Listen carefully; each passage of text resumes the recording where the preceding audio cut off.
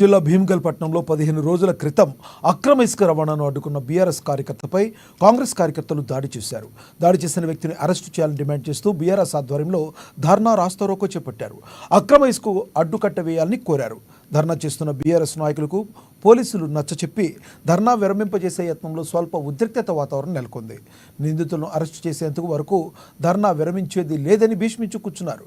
దీంతో ధర్నా చేస్తున్న బీఆర్ఎస్ కార్యకర్తలను వాహనంలో ఎక్కించుకుని పోలీస్ స్టేషన్కు తరలించారు. చివరకు దాడి చేసిన వారిని అరెస్టు చేస్తామని పోలీసులు హామీ ఇవ్వడంతో బీఆర్ఎస్ శ్రేణులు ధర్నా విరమించాయి.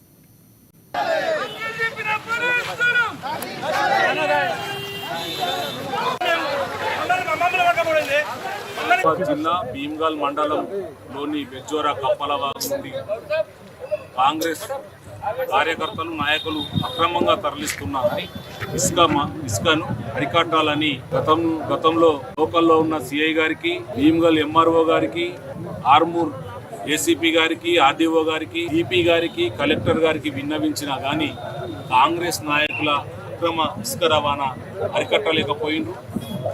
అడ్డుకున్న బీఆర్ఎస్ పార్టీ కార్యకర్తలను దౌర్జన్యంగా తలకాయ వగలగొట్టి మర్డర్ చేయడానికి వాళ్ళు ప్రయత్నం చేసింది. మరి చనిపోయినా కానీ పోలీసులు చూస్తూ ఊరుకుంటారా?